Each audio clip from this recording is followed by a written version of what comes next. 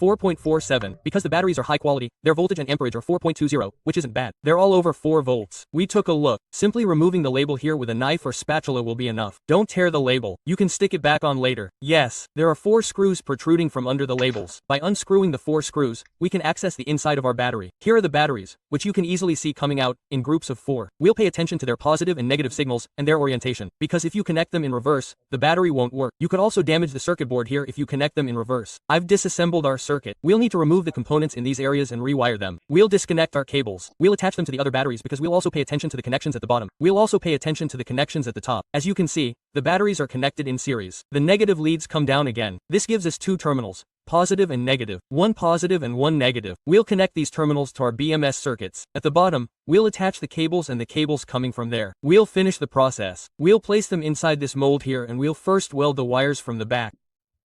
First, we'll connect them together. We'll make the wires plus and minus, plus and minus. If you don't have a soldering iron, you can solder these parts together.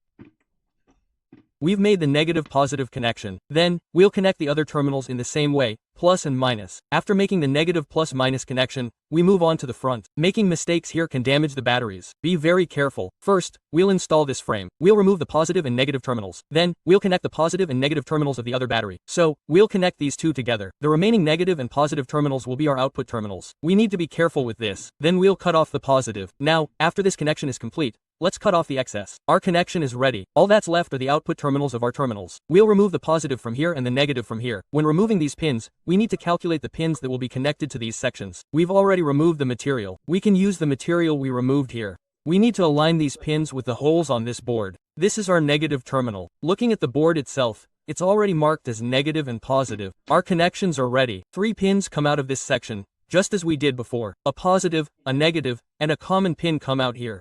We'll place this pin in the middle section to prevent any short circuits. Then, the pins here are already positioned on our board. Plugging them in upside down is out of the question. When we hold our board, the sockets here are clearly marked. If we install it the same way we removed it, there will definitely be no problems. Let's do one last check. Then, let's try it before inserting it into the case. Yes, it worked, folks. As you can see, it works perfectly. Perfect. There's a plus and a minus here. We're careful to match the plus and minus on these sections. We place it inside our case. When we look from here, these metal parts should be protruding. Perfect.